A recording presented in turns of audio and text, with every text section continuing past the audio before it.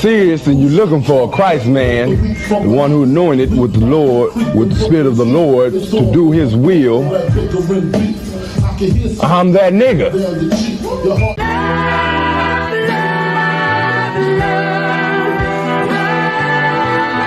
One West, 125th Street. Look, y'all put your faith in presidents like they gon' change this country. Run the league and let y'all play cause y'all gon' make a money. Fuck Obama, he ain't come here on Clark. American honor don't lack no soldiers. For the spirit of the Lord, we don't lack no soldiers. You understand me? Like a saint, black, Hispanic, native, they hate y'all as the same. Hate Christ in they image, hate you as a slave. God ain't all love, scriptures say he hate African soft niggas, they know we not the same. School to prison pipeline to get you off the streets. Put you in the cell, toilet connected to the sink. Molested as a kid, she prostituted as a teen. The byproduct of Martin Luther King dream. They just took the yoke off, my nigga, we ain't free. We living bleak in these wastelands of poverty. If you don't know the truth, then the lie sound promising. Prophecy, gift and the curse. Dylan started killing, they was sitting in church. Black folk forgave him, man, this shit is absurd. You should never love your enemy, that shit ain't gon' work. Yeah, fuck dying on your knees, you better die in glory. Man, I joined the UPK, taught me the art of warring. I took a nigga life like mine to be recognized. I feel that pain every day, it can't be reconciled. Pops banging, my sister a prostitute. My brother got life, and somehow I still found the truth. War ready, no cowards, no excuse. Fuck reparations, you can't bandage no open wounds. Blood on the leaves, body swing hung from a noose. I was on a run in Nashville and I found the truth. I called the school, classes being held by the shock on my life. I want to be a gangster like a cop. Do this for my brothers, real brotherhood. Everything we do, we got it out this book. My nigga, I can never be no African. UPK the only authorized acronym. I'm passionate about my brothers and sisters. We in hell, I ain't got nothing against them. That's another religion. If it ain't under your honor, Amy murdered Bob them and got a hug from your honor. That's the way out for a coward in my observation. They don't fear the Lord, they indoctrinated. Wolves in sheep clothing, Joe Osteen. Real priests bringing back black royalty. One West on my headpiece, ranking order. Can't let them trick me off the streets, I gotta raise my daughter. I got brothers at the border ducking ice agents. I got the name change, it was life changing. My family thought it was a game, put on all black, they said I was going through a phase. It's more of us in jail than it was slaves. Aquí somos la Escuela Israelita del Conocimiento Práctico Universal. Hoy estamos aquí. Lord Commander General Yohanan ESPK.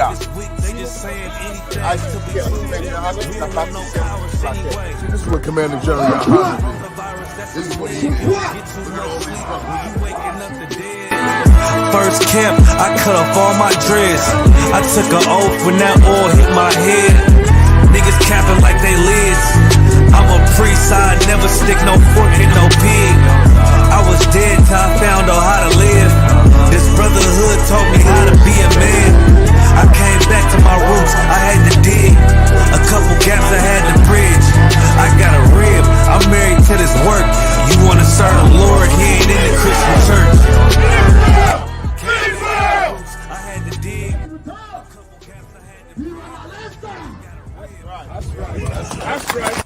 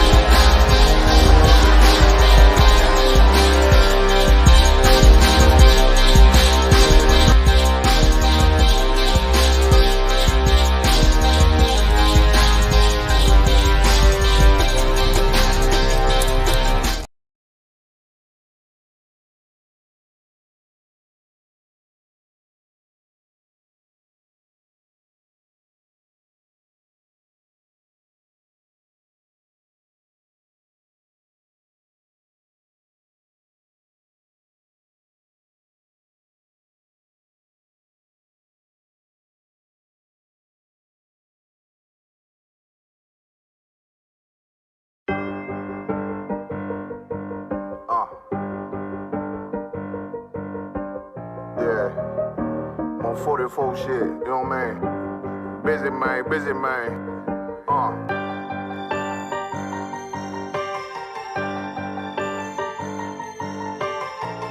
Look, when that shit drop, you step all the way on their neck, step on their neck and they head with that shit.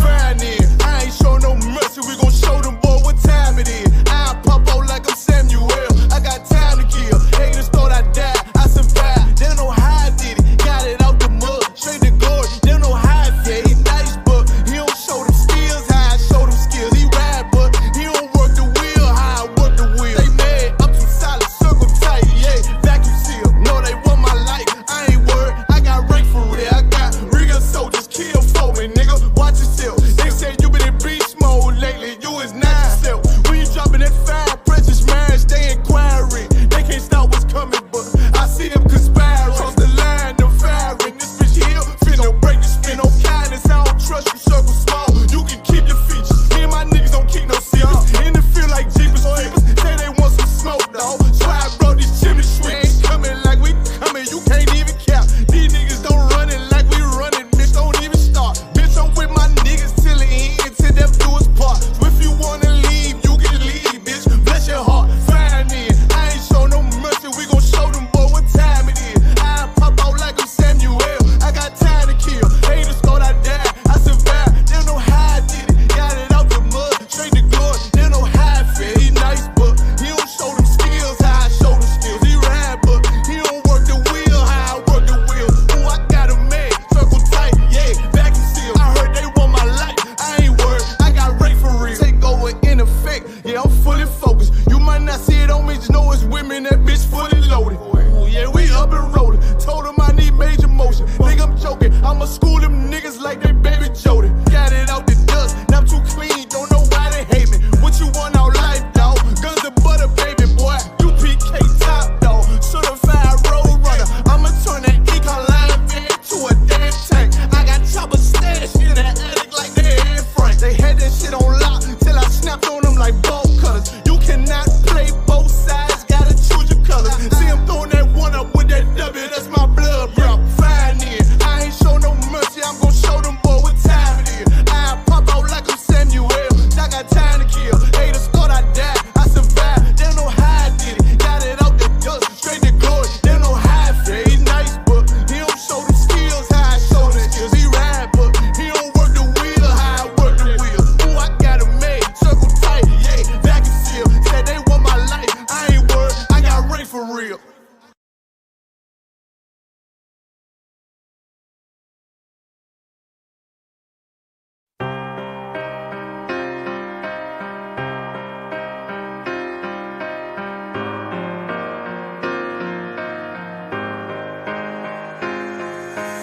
See, I was born to be a soldier.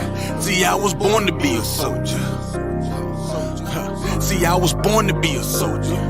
I was born to be a soldier. Hey, hey. See, I was born to be a soldier. I was born to be a soldier. See, I was born to be a soldier. See, I was born to be a soldier. See, I was born to be a soldier. I was born to be a soldier. See, I was born to be a soldier. See, I was born to be a soldier. Left, right, left. I can tell you what it feels like when them problems kicking in. I call it real life. Now I'm feeling trapped. Who can I trust? Second guessing everything. Who can I love? I remember sleeping on the floor, ready for whatever. I was sleeping by the door. I was down bad, didn't want no one to know. I was on my own, didn't have nowhere to go. Everything I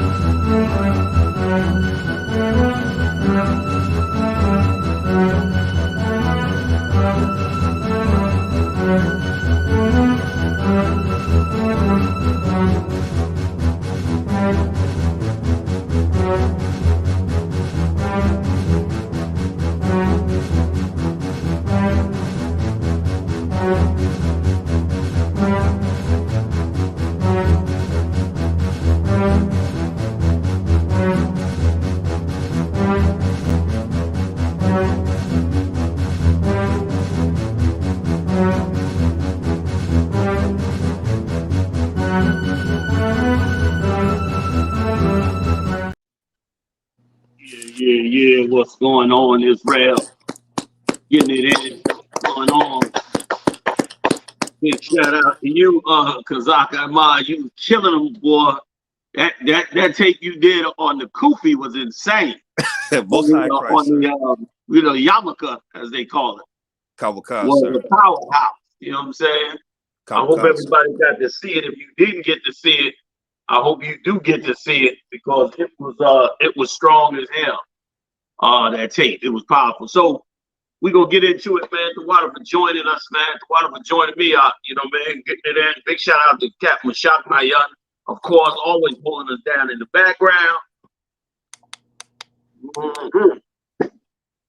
Let's do it. We got a couple of things to talk about tonight.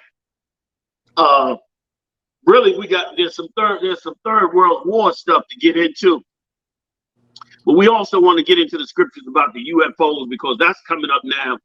Because they'll start using that to try to bewitch you with UFO technology and UFO bull crap stuff they've been working on since the 30s. None of that is new. All of it is a lie when it comes to aliens and things like that. They're lying about all of it. Half of it is experimental experiments they're doing with people, and we'll get a little bit into it. But let's get a little bit into the latest. What's the latest going on in the Middle East? Everybody acted like we didn't know what we was talking about. Like this was no big deal, and like it was just some talk. Well, I don't know if you got anything on this, Kazak. Kazak, can you hear me? Yep, I hear you loud and clear, sir. Can you hear me, sir? Okay, let's correct. Y'all must be sure yes, like I said, if I may, sir, Alawat Plain Yah, Barak, Yahal Bashing Yah Shabrakatah. Y'all must be sure thumb to what I can. No sweat, sir. Hey, we got anything on the on Iran deploying that warship into the Middle East? Kawakan, sir. This is huge, y'all. This is huge. Yep. The Iranians just launched a ship into the Middle East. What's going to happen is that whole area, as far as shipping is concerned, is about to get shut down. Right. You're about to get a mess over there on that side of the world as we start to make this walk towards the third world war and the end of this kingdom. Yep. And so I'm gonna start with that. We'll work our way into what's going on over with the UFOs. Go ahead, because I'll show together. Kawakan. Iranian warship enters Red Sea as tensions rise. Worsening violence in the strategic waterway that links Europe and Asia could have far-reaching repercussions. Iran dispatched a naval frigate to the Red Sea amid an escalating standoff between Western nations and Tehran-backed militants that has seen maritime traffic attacked by drones, missiles, and speedboats. Damn. They ain't reporting on none of this. Nah, lie, sir. Drones, missiles, and speedboats. Right. Okay. In that Middle East attacking one another. They're already in a mess of a war going on over there right now. And the Iranians have a lot of power. Right. And the U.S. just sank, according to the report, sank 3 Houthi ships. 3 Yemenis. I'm not even calling them Houthis no more, man. I'm calling them just Yemenis. Right. Because they a whole damn country. They calling them Houthi rebels. When you go really look at them, they a whole damn army with uniforms and everything. Like they say, Houthi rebels make you think it's a bunch of cats with AK-47s running around with a scarf over their head, and that's a whole damn Yemenis opposition army to the Saudi Arabians. Right. Okay, and the Iranians are backing the hell out of them. One of the reasons they're backing the hell out of them is because they are the front line against Saudi Arabia. Saudi Arabia is trying to get a missile so they can stand up to Iran. That's also why they had their meetings with the Israelis. It's getting real hot in there. Right. Drones, missiles, all types of attacks. Give me a little bit more if you could, huh? Kawakan. Iran's Tasnim news agency reported Monday that the warship Alborz crossed the Bab el-Mandeb Strait and entered the busy waterway where a U.S.-led coalition is already stationed. According to Iranian officials, the 51-year-old vessel, originally sold to the Shah of Iran by Britain, will supervise naval missions in the Indian, Pacific, and Atlantic Oceans. That's a perfect map you just brought up there. The water, we're bringing that map up. Now, this is what y'all should see here. Why, keep it big if you could, Mashak, please. The way you had it is perfect. Let me tell you something. This right here, this a problem. What you're looking at right here is the Red Sea. Way, way down at the bottom of the Red Sea is where Yemen is at. You see Yemen there on the right. Right. The territory ruled that is now being ruled by the Houthis is all the way on the east. They on the coast of the water. Part of the reason they're ruling is because, they're ruling that territory is because they're connected with the Africans that are right on the other side of the river, the Ethiopians and others. Right. That are on the left side of the river. Now, yeah, scroll down if you could, Mashak, just like you did for a second. Now look at this right here. That's good enough. Look at the entrance down there at the bottom. Below the red dot, come down the river below it. There you go, right there, bang. That area right there, look how narrow that area is. Right. Now, ride that river all the way up, past Saudi Arabia. Keep going up, scroll up now this time, Mashak, if you could. So everybody can see what we're dealing with. Now go up, a little more, if you can. Boom. Now look what you got on the left. You got Egypt right there. Right. Straight up, that pointy shape, that little triangle in the middle on the river. No, not there. That's the Nile River that you just had on. That river right there is the Nile. But stay on the Red Sea. Stay on the blue part. When you come to that point right there, that's the Sinai Peninsula. Right. If you go to the right, the little river cutting off to the right, and you go up to the next line, that's where Israel is at. Come on. That's Israel and Jordan. What you see, the little triangle, the little piece on the left is Israel. The piece on the right is Jordan. That is way, way, way, way up that Red Sea. And the problem is that is the easiest way for them to bring ships and supplies into Israel. The problem is if the Iranians shut them down on this side, the Iranians are also on the other side. Go back, Mashak, if you could, please. Go back to that full screen. Let me just give you a little bit more, if you could. Mashak, can you go up and to the right?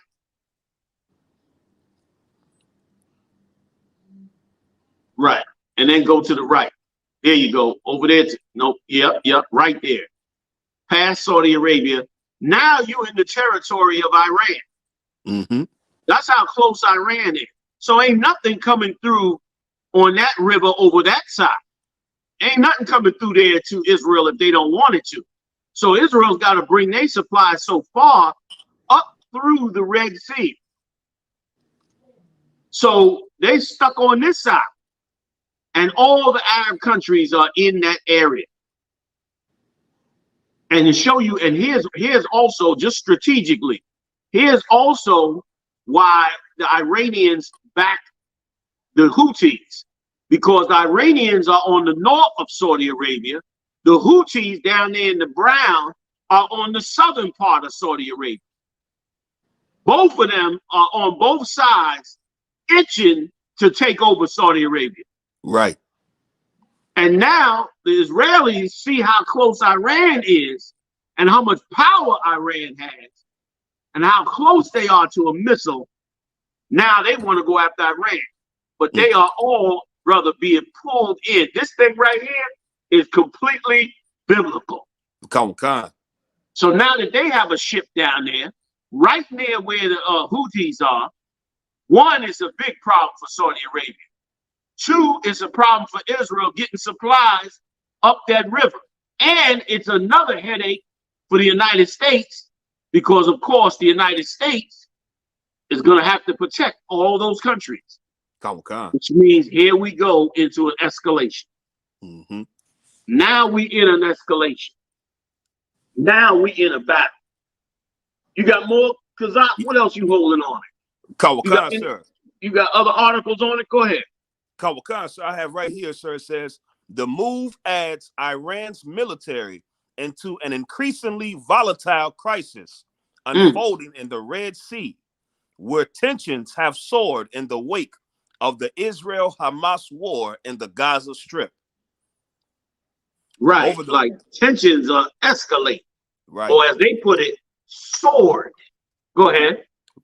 Sir. Over the weekend, the United States Navy reported it destroyed 3 boats carrying Houthi fighters in what it said was a hijacking attempt against a container ship. So you see what they're doing. Iran has already talked to them and worked it out with them, with the Houthis, to go in there and start shutting down vessels that are going into Israel. Right. They already know that they're coming for them. Like that, for them to do that, for them to come down there and arm those Houthis in that Red Sea, that's a big deal. Right. They already know that in this war, everybody is looking for an opportunity in this battle. Right. Except one people. There's one people that never looks for this opportunity. That never looks for this opportunity. I look for this opportunity every day. I know y'all want to save America. The scripture said that we said if we could save Babylon, we would. But she could not be saved. You know where that's at? Because I can find it, sir. Pull that up for me. We would save it if we could. I ain't trying to save it. I'm just wondering one thing. Does this mean that we are going to get an opportunity to help ourselves? An opportunity to fix our lives, fix our world? I got it right here, sir. Go ahead. Jeremiah chapter 51, verse 9. We would have healed Babylon, but she is not healed. Right. We would have healed Babylon. We would have saved this place, but she is not healed. Go ahead. Forsake her and let us go, everyone into his own country. Right. Forsake her. That's what's eventually going to happen. Eventually, they're going to forsake her. They're going to see America going to go down so bad that they're going to see how bad it is, and they're going to all say, man, we can't save her. Right. And they're going to leave off and go to their own country. Right. And guess what? We the only ones as a people that are not going to have a country. Right. Unless we wake up to the fact that we are the 12 tribes of the children of Israel. Then we'll go to the right country, which is our country, which is the nation of Israel, and not in the land. Right. But together as a people under Yahushua. This is all biblical prophecy. It might seem difficult for some of you out there to understand that all these things are about to take place, but they're going to take place. Right. You're about to see it all happen, and it's going to be glorious to see. We're watching it unfold. Damn right. Go ahead, Kazak. You was going to say something, so No sweat, sir. I had a little bit left on this scripture, sir. Okay, go ahead. Kawakan, for her judgment reacheth unto heaven. Her judgment is reached onto heaven. Right. The Most High is bringing judgment on Babylon. And just in case you thought that it was talking about the ancient empire, get me Revelations where it says Babylon the Great is fallen. This is beyond Babylon here. This nation, America, has taken every bit of the philosophy of ancient Babylon. Right. Down to its gods, its religions, its ideology, its governmental structure, even its architecture. It has taken it and it has redeveloped it here in America. It's rebuilt it again. Right. And that's why the Lord dubbed it Babylon the Great. Go ahead, Kawakan, Revelation chapter 18, verse 2. And he cried mightily with a strong voice, saying, Babylon the Great is fallen, is fallen. Now remember, John the Revelator wrote this long after ancient Babylon had fell. Right. He wrote this a long time after ancient Babylon fell. So ancient Babylon is gone. So what is going to be the modern day Babylon? It isn't Iran where it came from, or Iraq rather, where it came from. That's not the modern day Babylon. Right. Why? Because they've adopted the religion of Islam. But there is a nation that did adopt the religion of Babylon, and that's America. Right. The entire philosophy and understanding down to the UN, unifying of everybody, all of it is a part of Babylonian culture, which is what's bringing us to the brink of this third world war. Is there more on that verse? Kawakan, sir. Please. And is become the habitation of devils. And has become a habitation of devils. Anybody that's into Satanism on whatever level they may decide it's on is right here in this empire. Right. It's right here in this empire. It's become the habitation of a philosophy that's about destroying us. Go ahead, Ak. Kawakan, sir. And the hold of every foul spirit. Every foul spirit you could imagine is held up here. Right. Is held in this place, just like it was in ancient Babylon. The Lord removed Abraham from ancient Babylon. And brother, they have been an arch enemy of the Lord ever since. Like they're mad as hell at the Lord. Right. Those that believe in that Babylonian philosophy, oh, they pissed off with the Lord. Bear with me a second, y'all. I know we're talking about this war in the Middle East, but bear with me a second. Give me the Tower of Babylon. Kawakan, sir. This is why they mad as hell. They got these records. You think they don't have? They got these records. Right. And they mad as hell that the Lord broke up the party. And that's why they so determined now. They spent thousands of years trying to rebuild the Babylonian Empire the way it was in ancient days. And between wars and fighting and destruction, it fell so many times over and over again. They tried in Egypt. Egypt was duplicating the Babylonian Empire. The Greeks were duplicating the Egyptian Empire, who was duplicating the Babylonian Empire. The Romans duplicating the Greeks, who was duplicating the Egyptians, who was duplicating the Babylonians. And so on and so on and so on, up to the Roman Catholic Church, right on up to America and all of its allies. Right. Now we are Babylon the Great. Go ahead. Kawakan, sir. Genesis. And remember what that angel said, Salaki. No, that angel said is fallen twice. Right. Is fallen. That's the future, whether you like it or not. That's right. The future prophecy of these empires are they all are going to fall. Yep. If you think you're going to go on with life, you listen, go ahead. Invest in this world if you want to. Just go ahead and enjoy yourself. Have a good time. I got bad news for you, man. These biblical prophecies will stand. They've been ancient. They've been an ancient enemy of the Most High. Right. Go ahead, Kawakan, sir. Genesis chapter 11, verse 1. And the whole earth was of one language and of one speech.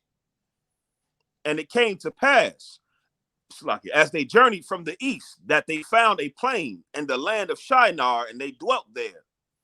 And they said, so they were all together. Right. That's so the philosophy of today. And he said, in one language, like English is taken over as the main language across the world. Everybody's learning English so that they can communicate across the world. It's the language of the world. Just like back then they had one language. And when they say one language, it ain't just talking about the ability to speak a certain language, meaning they had one way of thinking, one way of thought, one attitude towards life. And that attitude towards life was that everybody should be together. Everybody is created equal. All men are created equal.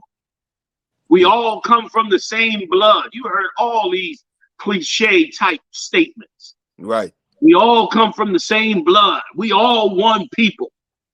We all worship God, whatever you call him. All of those are statements to lead us back to one unified nation. Right. And that unified nation is against the Lord. It is not the plan the Father had for this kingdom. Go ahead, Kawakan, sir. Try not to divert too long. Go ahead. Kawakan, sir.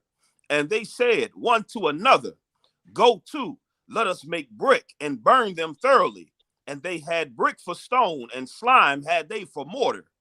And they said, go to, let us build a city and a tower, whose top may reach unto heaven. And let us make us a name, lest we be scattered abroad upon the face of the whole earth. See that? And that's heavy what he just said in there. They built the city. You understand? That's why they call New York City the Empire State. Right. And that's why they call the building the Empire State Building. Because the intention was to rebuild Babylon from way back. From back in the 30s, they were trying to do it. Right. You know, man, probably before that. They said, we're going to build the Empire State. And that's what they tried to do. They built the city and then tried to build a tower. You understand? And come and bring everybody together. That's why they love these buildings so high. You know what I mean? In the same carnal sense. And they trying to bring everyone together to go out there and bring in the mindset. That's why I said, and let us have one. Read it again, the last part. And let us have one what? Kawakan, sir. And let us make a name, lest we be scattered upon the face of the whole earth. Right. Let's make a name. Let's identify ourselves as one people. Right. You know what I mean? Look for that to come soon. What do they sometimes call themselves? A world citizen. Sir. Yep. Like that's a name for everybody. Like they like a name for everybody, so everybody can stop the individualism. They hate individual nations, but the Lord is bringing these individual nations, brother, into a war that's going to put every last one of them in subjection. Right. For once and for all, there'll be no more nations rising up with some madness or some philosophy that goes against the Lord and his power and his authority. Right. That gains enough power to be an enemy to him. And this is all a part of it. You got more? That's it. Kawakan, sir. I have more, sir. It's a lot. Kawakan. It says, and the Lord came down to see the city and the tower which the children of men builded.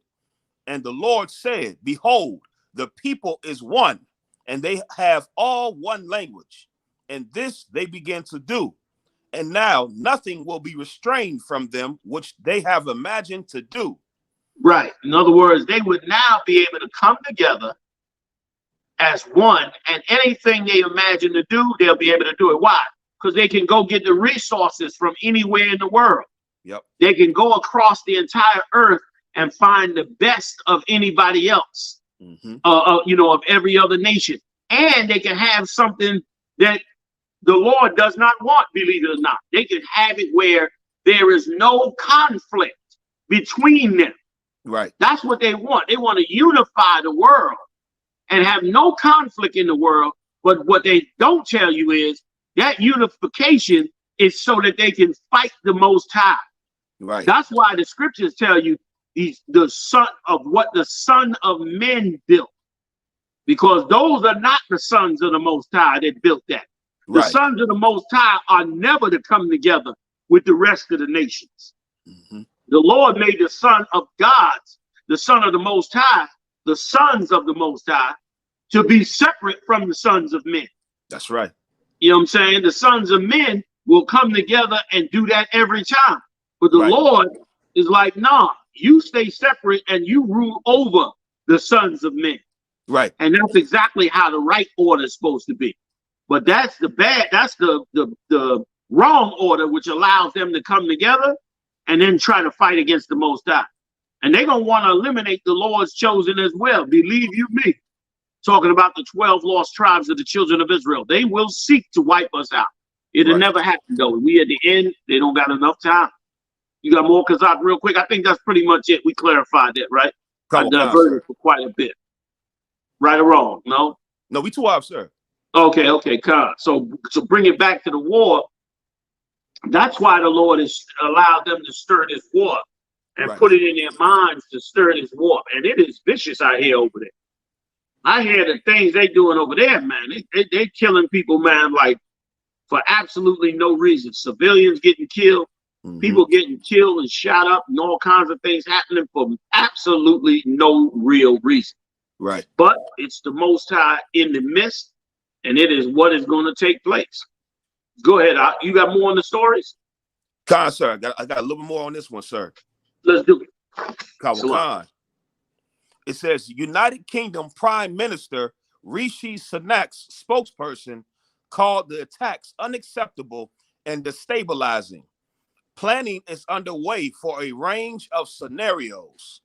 No decisions have been made, and we will continue to pursue all potential routes, they said on Monday. UK Defense Secretary Grant Shapps hinted in an op-ed that London was ready to launch airstrikes against the Houthis. Right.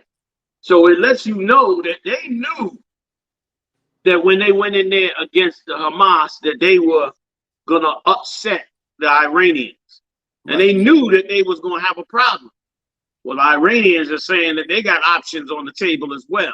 Right. Which all of this is getting ready to lead to a nuclear war. And let me tell you something. The leaders of today, the stakes are so high. The stakes are so high that they can't afford to, these days with this technology, to lose a war. Like if you lost a war like in World War II, okay, you lost the war. You had time to rebuild your country. The war is over. You had to pay a price. Certain rules was put on you. But you had 20, 30 years to rebuild your country and you wouldn't fall behind. Right. The Japanese built their empire right back up. The Germans built their empire right back up.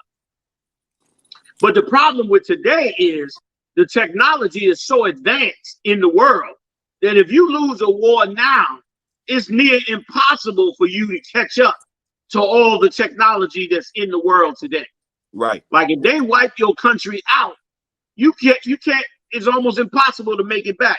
And that's, let me tell you something else too. That's a good one. That's why the children of Israel, you might think you can battle. Right. But you need your Father in heaven. Because the technology they dealing with is way beyond your ability to battle. Come. But it's past you. You need the Father to step in and become part of this war. And he's gonna do it too. Right. Yeah. So go ahead, I'm sorry. So that's pretty much the gist of that article, sir. Con. So that's been the latest going on down there in the Middle East. They in bad shape. Bad shape over this war, which means that's more escalation. And there's a lot going on you don't hear about. Con. There is a host of nations that kicked out the Israeli diplomats. I mean, a bunch of nations in Central America, South America, forget about across the Middle East. They all kicking their diplomats out the country. Right. Which means they're trying to isolate them. And with the new currencies coming in and the digital currencies they're getting ready to explode on the market with, it's about to get crazy, man. Come on, sir. Get absolutely crazy. So I just want to bring that out in the latest to say that the war is on and the Third World War is coming into play and all empires will fall and we will be returning to Christ. So let's talk about, UFOs in that context. Right. First of all, aliens are not real. I'll say it 3 times. There are no such thing as aliens.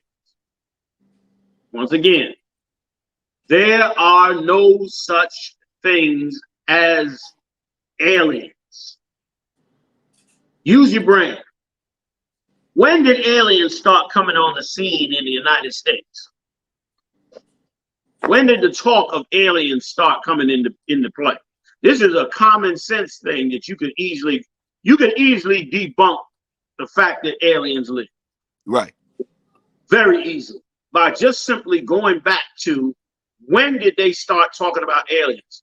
Now, I sent Mashak an article. Mashak, if you could pull up that article on, let me get his name.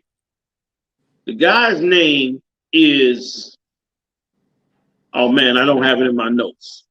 This guy is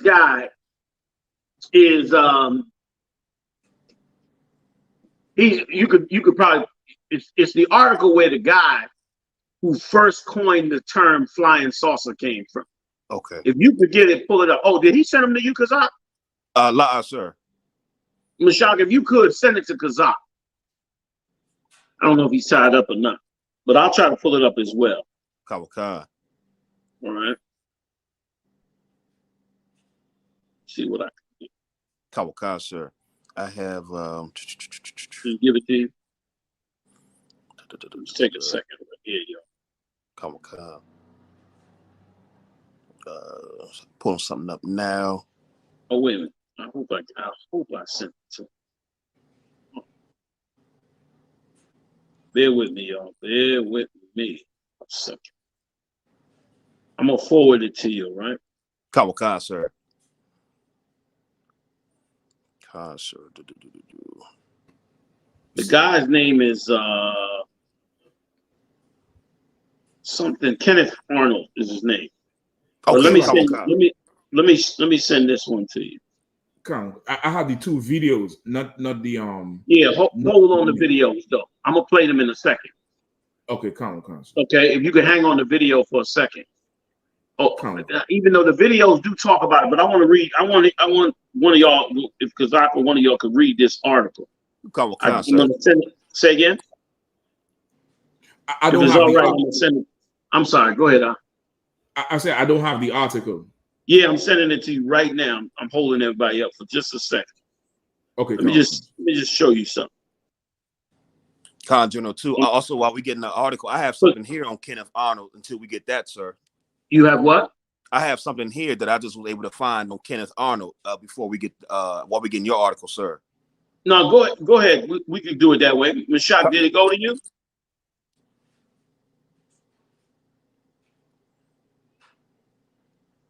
Mashak, did it hit you? Say that again, sir. Did the article come to you? Sir. Not yet. Okay, I'm gonna get it right now. Bear with me. Come on. Got it right in there. Here we go.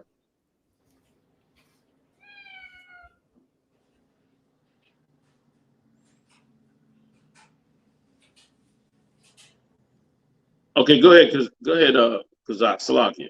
No sweat, sir. Kawakan. It says, by most accounts, the popular UFO craze began with a media frenzy surrounding the reports on June 24th, 1947, of a civilian pilot named. Wait a minute. 1947.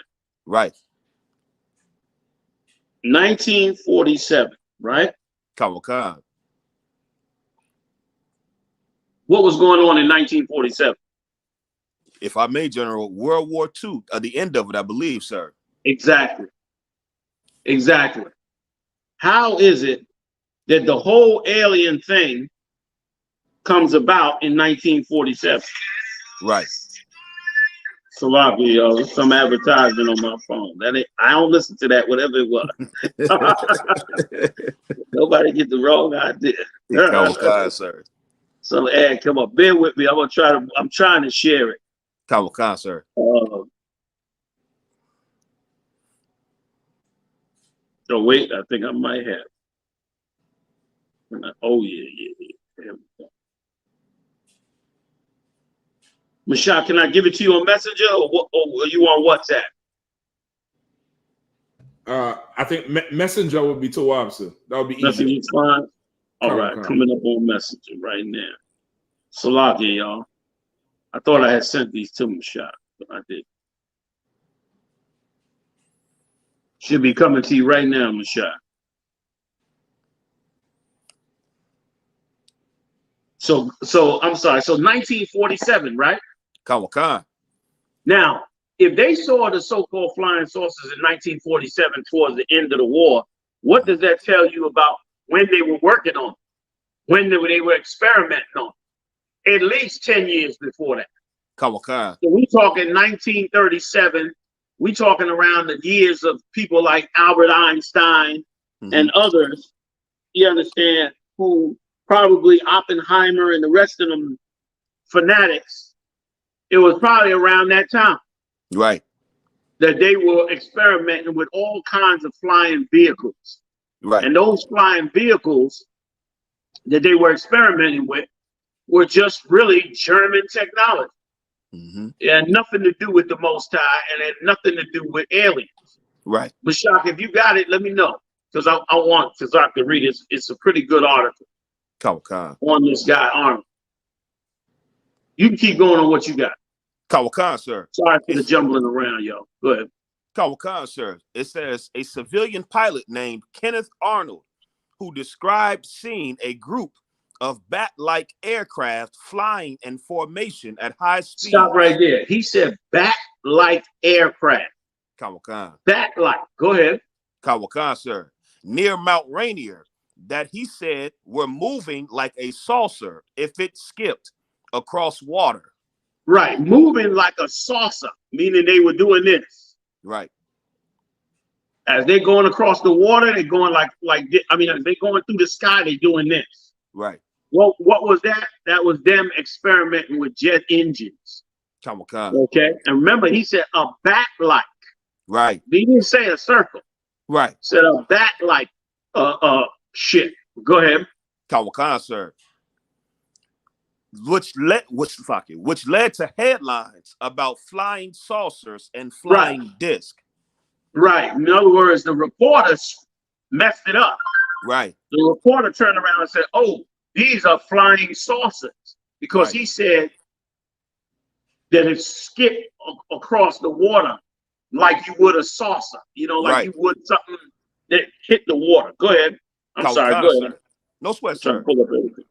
Only weeks after Arnold's story was reported in 1947, Gallup published a poll asking people in the United States what the flying saucers might be.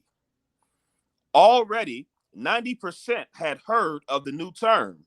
However, as reported by historian Greg Aganian, a majority either had no idea what they could be or thought that witnesses were mistaken, while visitors from space were not initially among the options that anyone had in mind. See that? So they were confused. Right. Because, of course, they were introducing it into the minds of the public that these were aliens.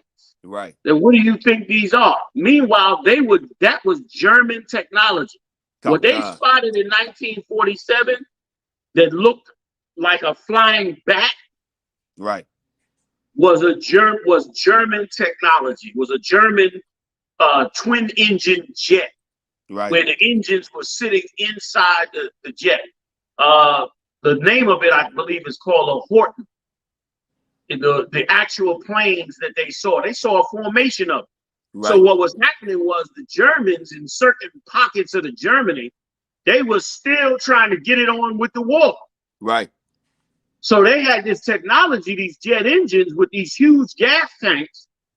They start flying them over here. Right. Or they had them shipped over here after the war. Because remember, the United States took 1,600 Nazi scientists. That's a lot of scientists. Yeah, Kawakan. 1,600 scientists came over here, got new identities, was put into universities, given a good life, homes, cars, all of that, while they worked that same German technology for the United States. Right. The United States then turned around and came out with their own versions of those German jets. Right. Which you're going to see in the tape we're going to play in a moment. Is that it on there or you got more? That's it on that, sir. I have something just to back up what you just said, sir. Please, give it to me. Operation Paperclip was a secret United States intelligence program in which more than 1,600 German scientists, engineers, and technicians were taken from the former Nazi Germany to the U.S. for government employment after the end of World War II. between Salaki, sir. Go ahead. Between what? Kawakan, sir. Between 1945 and 1959, the Joint Intelligence Objectives Agency, it was largely carried out by special agents of the U.S. Army's Counterintelligence Corps. And by the way, if I could, Concert. that Operation Paperclip was in 45. Right. That was in the year of the surrender. Right. By Germany. So by the time Arnold saw those planes, they was 2 years later. Right. Kawakan, sir. Go ahead. Kawakan. Many of these Germans were former members, and some were former leaders of the Nazi Party. Right. Members and leaders of the Nazi Party ran this situation. Right. So that means they knew about all of the things that the Germans were doing. The United States got hold of it. Now, how many years is 1945? We in 2024. That's 55 plus 24. 65, 75, 79. That's 79 years. Am I right? Am I wrong on that? Let's see. 45. I think I'm right on that. I think it's 79 years. Yeah, Kawakan, sir. So for 79 years, they had time to rebuild those different, devices that the Germans were working on. Right. And they kept them classified and all that. 75 years.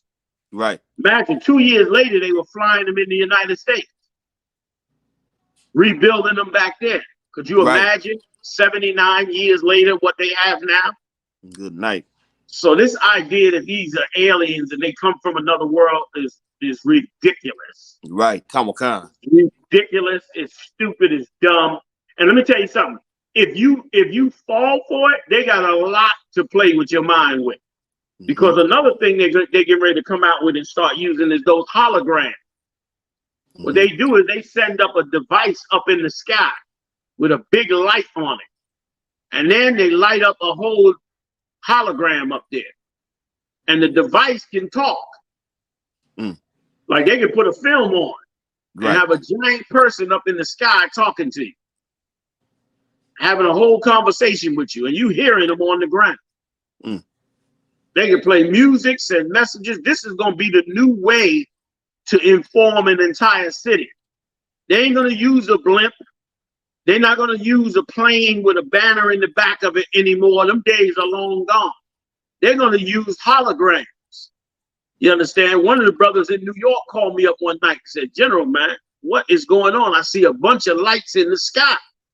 He was standing in the middle of New York City with a bunch of people around him, and everybody was looking up at the sky. And when you looked up at the sky, there was about 50 lights sitting up in the sky, just sitting there. And everybody was looking like, what the hell is this? And they came out with it later on saying that this was them attempting to set up the hologram, information thing. So whenever if they need to get in touch with the whole city, there's an emergency, there's a panic, or if they want to just brainwash you, they set this up so that they can send it up in the air and say whatever they want on it. Right. You can't be fooled by none of it. Right. There's no aliens. If it's an invasion, let me tell you something. If it's an invasion of this planet by so-called aliens, one, don't never believe. Right. And we're going to go into it a little bit tonight. And two, understand that I don't care what it is that appears in front of you. It's not an alien. It's something they created. Right. In most cases, like I said, they'll use a hologram. Right. Okay. Go ahead. Kawakan, sir. It says, Salakia, some of the most renowned people, Werner von Braun, is known for developing rocket and spaceflight technology, including the V-2 missile. In late 1932, he worked for the German army to develop new liquid propulsion-based missiles. He received a doctorate in physics in 1934 You can stop right there. Like they went into a whole, building up all missiles. Now Mashak got 2 videos I sent them. Mashak, if you could play those 2 videos. They take a little time, fam, so bear with me. And then we'll jump into the scriptures. Because Zach and I start pulling up some scriptures, and we'll start breaking down the 2 differences with the Most High and with Esau. Right quick. Anybody trying to come to you with alien nonsense, it's just that nonsense. And listen, and that's why they pushing it. They pushing it and pushing it and pushing it, because they need the population to not be caught up into the level of their technology. Right. They are literally about 100 years in advance of us right now, at least 80 years. So that means they've advanced 80 years to 100 years to what we're using right now. Right. If they introduced an AI, they had AI for 60 or 70 years. Right. When they introduced quantum computers, that means they've had quantum computers for 50 or 60 years. The military is never going to let you have the same ability and technology that they have. They keep that for themselves, because if you get it, you could go give it to another country. Right. Or vice versa. Go ahead, let's play it. Can we get sound on it, Michelle? And plenty more besides. Could Nazis teleport between dimensions? Did Hitler escape to the moon aboard this fantastic craft? Don't be alarmed, I'm not self-medicating, but rather repeating some of the claims that have been made in the popular media and on the internet concerning a device known in German as Die Glocke, or in English, the bell, the existence of which is a hotly contested topic. As an historian, I've decided to seek out the truth behind the headlines and discover whether Die Glocke was a real machine, or whether the story is, as some suggest, bovine excrement. Die Glocke exists against a background of real history that is fairly astounding and historically indisputed. German scientists and engineers created Stop right there for a second. Highly advanced machines that were World War II. If you could stop right there just for a second. You heard what he just said? He said these ideas come from stuff that's actually real. Right. They were doing these experiments in the 30s. Come on. In the 30s, they were doing these experiments. Well before World War II even broke out. They were doing these experiments. They was taking on the spirit of the Babylonian Empire. They started putting science as the way to win. That's what the Babylonians believed in. The Babylonians believed that science was the way for power in the future, not serving the Lord. You know what I mean? They felt like their technology and ability, same way America thinks. Get the brightest minds together and let us scientifically figure out a way to beat the Lord. Right. So that we never have to be subject under him again. That's the mindset of this empire. You understand? So the Germans were doing that, and according to this cat here, they were actually doing them experiments. Go ahead, Mashak. To audience would have seemed to be almost from the pages of science fiction. They built jet fighters like the Messerschmitt Me-262.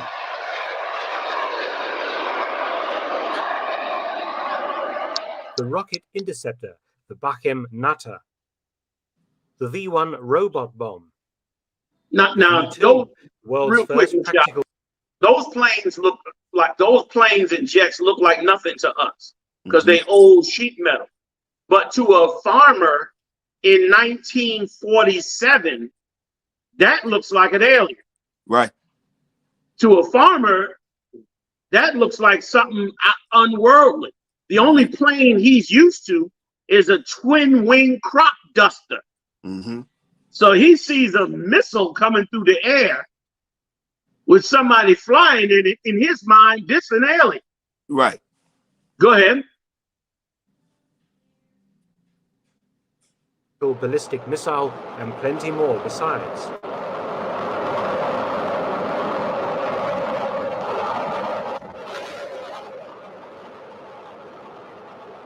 And all these weapons were built by a sinister, secretive regime that used slave labor and inhabited a world of vast underground bases worthy of a James Bond novel. In short, Nazi Germany was fertile ground for exaggerating historical truth. Die Glocke entered the public consciousness in 2000 in a book that spawned several more examining this phenomenon. All were in agreement that the man who created Die Glocke, or at least was administratively in charge, was SS Obergruppenführer Dr. Hans Kammler, the sinister head of the V for Vengeance weapons program. Fortunately for all concerned, Hans Kammler was straight out of Central Casting, an almost comic book Nazi villain who managed to disappear into thin air at war's end in May 1945, never to be seen again. I've made a video about this disappearing act. If you could. Once again, why did he disappear in thin air? Because he over there, he in Colorado some damn way. Or Montana somewhere. Right. Sitting in a beautiful, quiet villa or chateau with his wife and kids and his mistress. Mm-hmm. You understand? Working on that technology for them.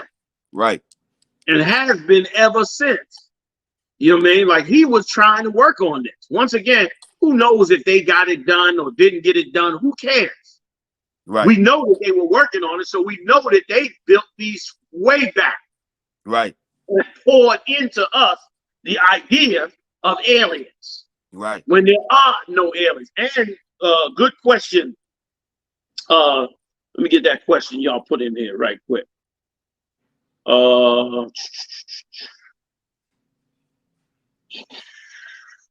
Also, too, General, if I may. Go ahead, I was going to say, too, sir, he could be right here in Germantown, Maryland. Yes, he could. Well, a lot of them went to Germantown, Maryland. You're right. That's where Germantown Avenue came from. Back then, they had a whole area up there.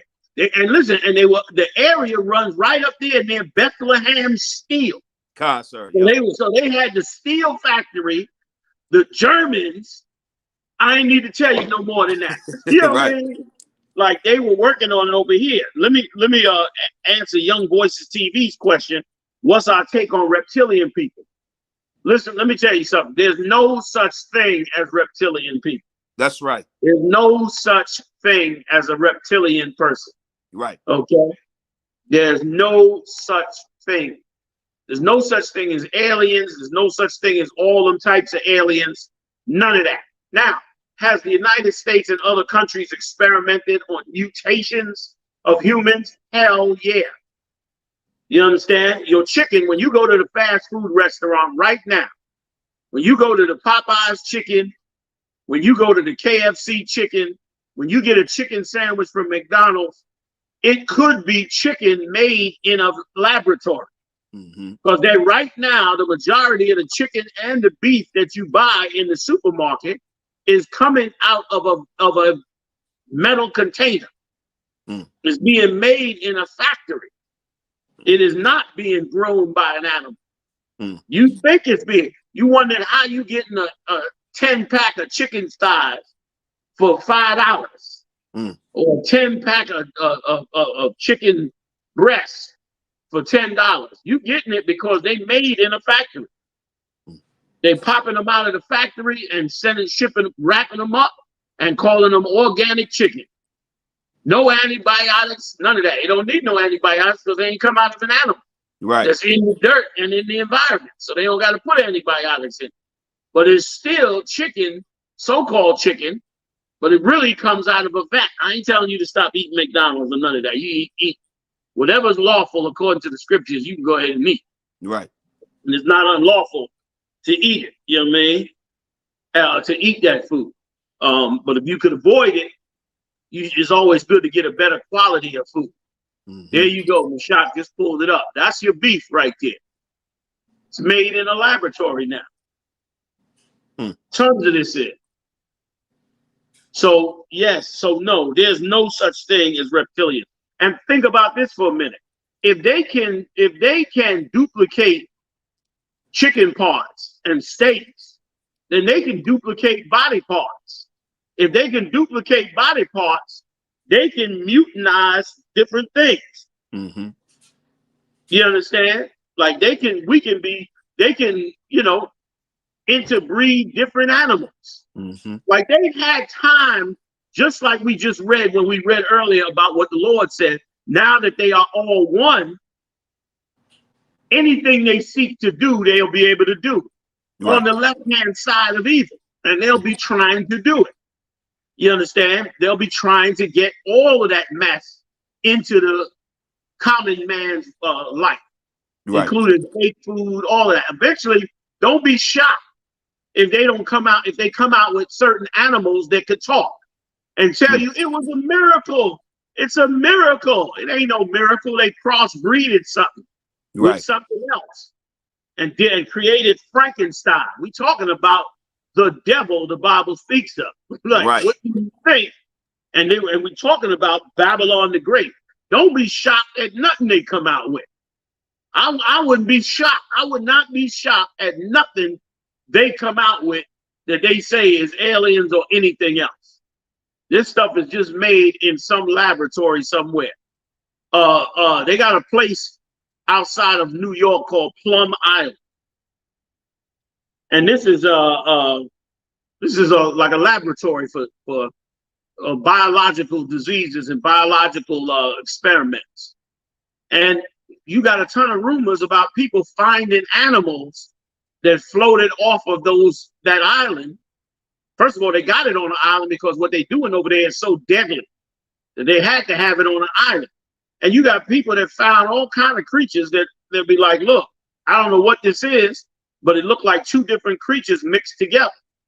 You got all kinds of stuff. They're trying everything they can. First of all, if they turned you into a pair of shoes, you understand, in 1920, they was wearing your skin as shoes and book covers. You understand? What do you think they're willing to do now?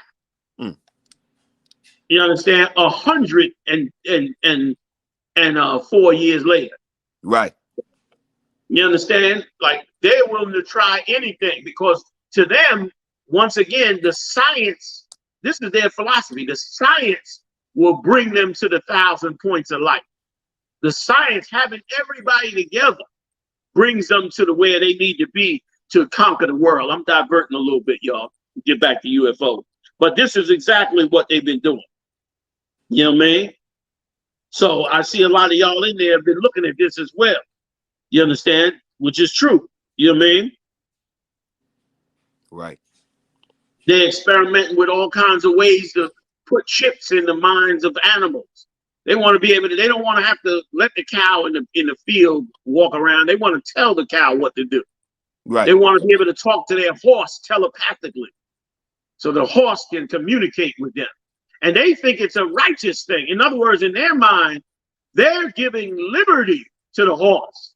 They're giving liberty to the cow. They're empowering the cow with the ability to talk and empowering the horse with the ability to communicate. And to them, this is a beautiful, righteous thing because it makes the horse better. You understand?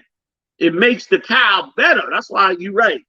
Oswan Israel, you right about that. That Dr. Moreau and those type of movies, a good one is the one Eddie Murphy made. Remember the movie they had Eddie Murphy in where he was talking to the animals?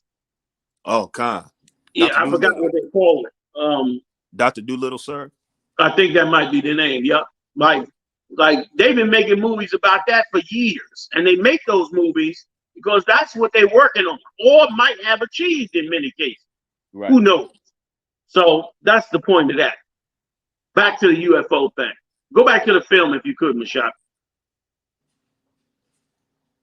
Unless it's finished. If not, let's get a little more of it. To many internet sources, which all seem to reference the book I mentioned from 2000 and another from 2001. The SS designed and built the strange anti-gravitation craft, whose shape gave it the name the Bell, powered by a mysterious fuel called Zerum 525, otherwise known as Red Mercury. Die Glocke was very dangerous and unstable, but I won't describe how it was operated, as all explanations are entirely theoretical. Suffice it to say, the bell was described as being between 12 and 14 feet tall and 9 feet wide, and made of 3-inch thick ceramic material. And just in case anyone was unaware of its origin, a large swastika was conveniently placed on the side for identification purposes. So who actually built this device? Here we run into roadblocks, or more precisely, a complete lack of documentary evidence. This is unusual, as the Germans carefully recorded everything else that they did in World War II. Yet when it comes to Die Glocke, the paper trail is stone cold. In fact, it appears that the modern evidence for the existence of Die Glocke seems to rest on one author's alleged conversations with a Polish intelligence officer who had access to a secret dossier of material from the interrogation of SS involved with the project.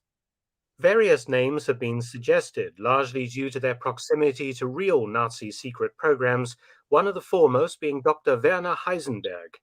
Heisenberg was one of the foremost German physicists to work for the Nazis and was a leader in the German atomic bomb program, which slowly and rather unsuccessfully attempted to construct a nuclear reactor, partially successful, and build an atomic weapon, unsuccessful, before the war ended. We know where Heisenberg was and what he was working on throughout the war. He was also handily captured by the Americans in 1945 and thoroughly interrogated by them, but failed to mention Die Glocke. Well, so they say, hold that up right quick. So they say, they're telling you they caught him. They're telling you they caught him, which means he's over here or was over here and gave them all the technology. And they came out with the bomb first. They grabbed the technology and came out with the bomb before the Germans did. Right. The Germans were trying to get the bomb as well. And who knows? Of course, there's no paperwork on it. It's the most powerful technology they ever had. Anti-gravity is the most powerful technology that they've ever developed.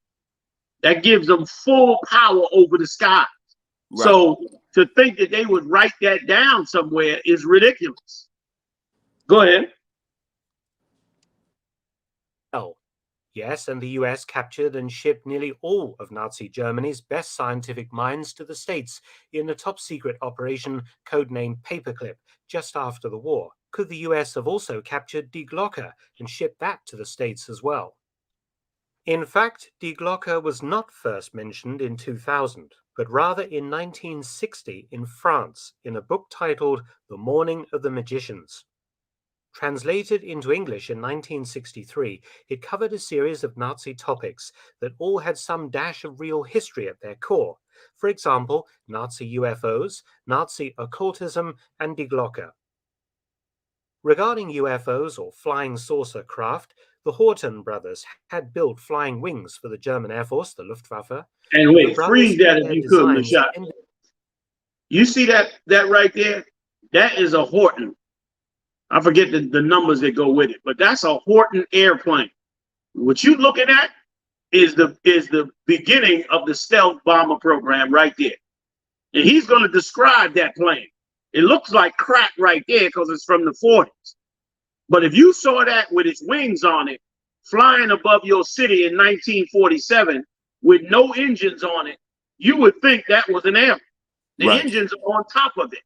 So you can't even see the engines from the ground. Right. That's in the 40s. That's your alien. That's your extraterrestrial right there. And he'll explain it. Go ahead, Doc. Ended up in the US in 1946. You can see how the Horten design would influence later US aircraft like the B-2 stealth bomber. Freeze that. Some have. There you go. That's the same plane. You see the two engines on top? Yep. You see the 2 points sticking out the side? That is a modern day version of the same plane, of a 1947 plane. There's the 47 one. And the other one, there you go. Exact same plane. Only this one, of course, is far more advanced.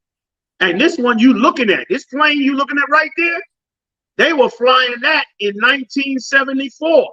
Mm-hmm. We in 2023. Right. That's what they were flying in 74 over in Area 51. There's no such thing as aliens. So there wasn't no underground base of aliens. There's no reptilians. There's none of that.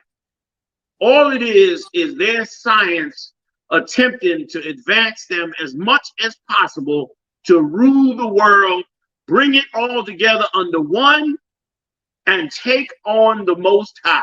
Right. Go ahead, Kazak, Salakia. No, Salakia, so I didn't mean to cut you off too, sir. I was going to say, and what you said, what you bringing out is so heavy because, like, we just read about the Kenneth Arnold, the pilot. He described seeing and I never even knew that before since I just read it. He described seeing a bat-like aircraft, not a saucer. He said it moved like a saucer, but it was bat-like. So that it was bat-like. Right. And here's the thing: it skipped like a saucer because, of course, it had jet engines. Right. And so in 1947.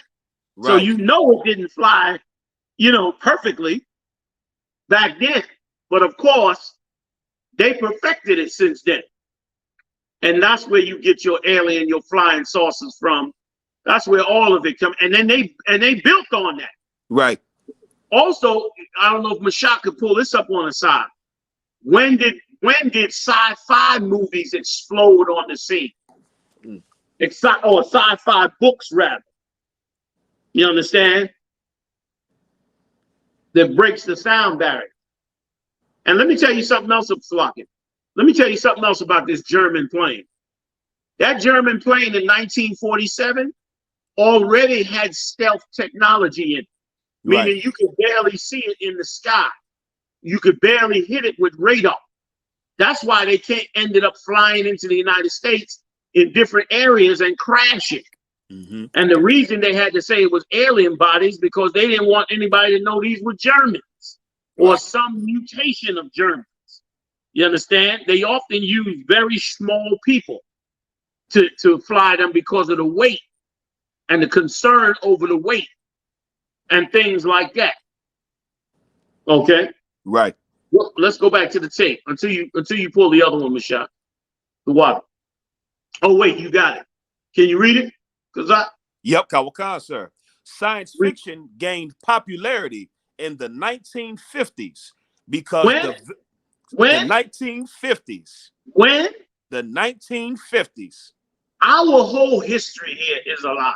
Yep. They captured the German technology in 45, 47.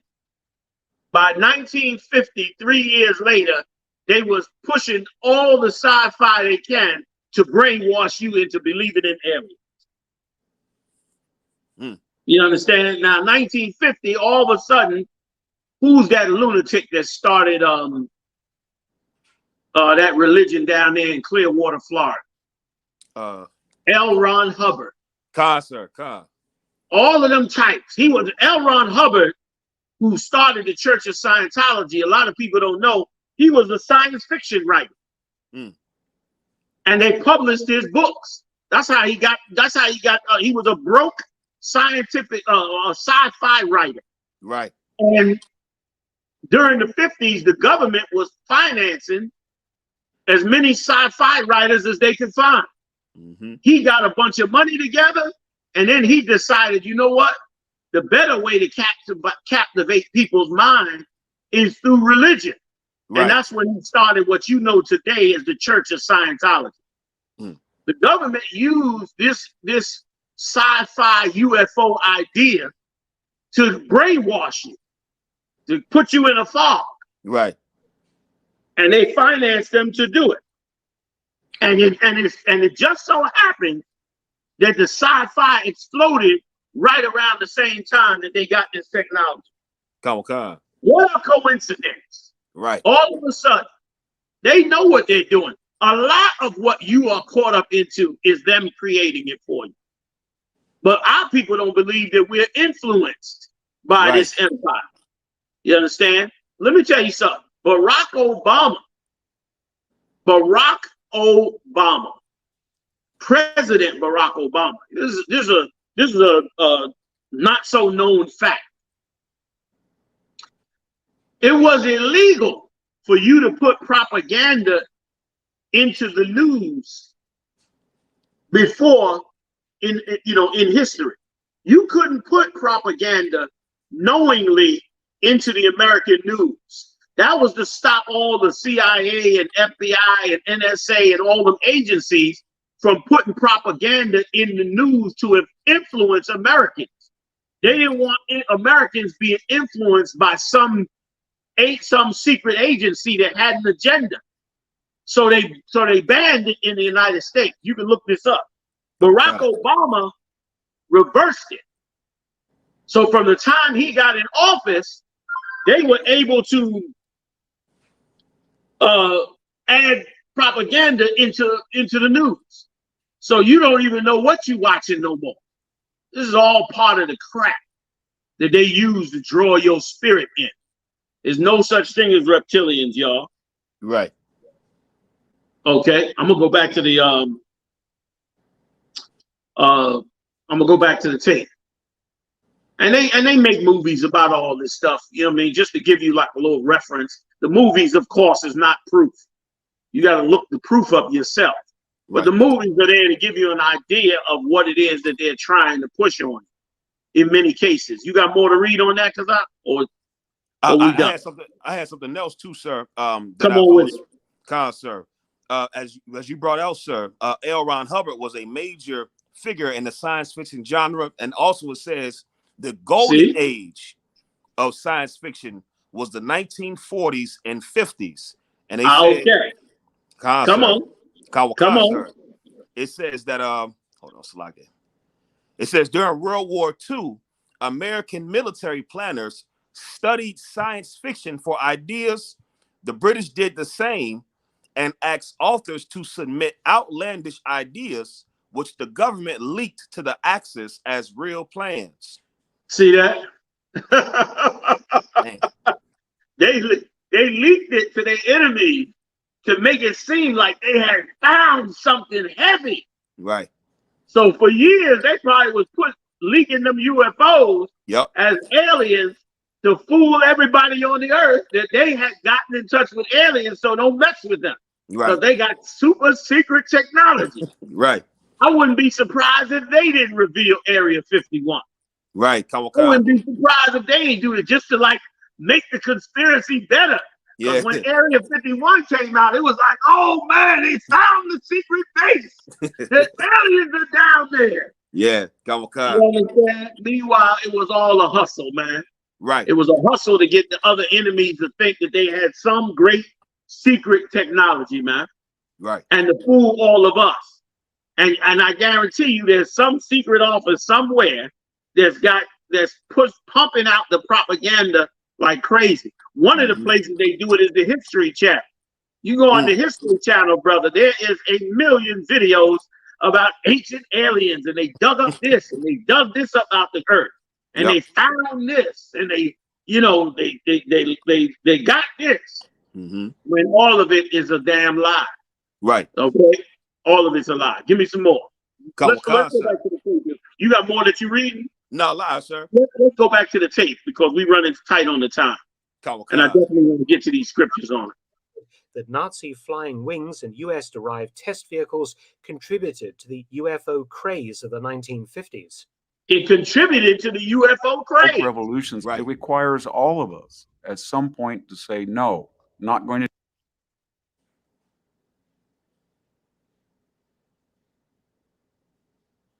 And regarding Nazi occultism, again, there is a dash of truth behind the story. Heinrich Himmler, head of the SS, was a notorious crank and used the German castle, Wewelsburg, as a sort of holy SS temple where some strange pseudo-religious ceremonies and researches were conducted.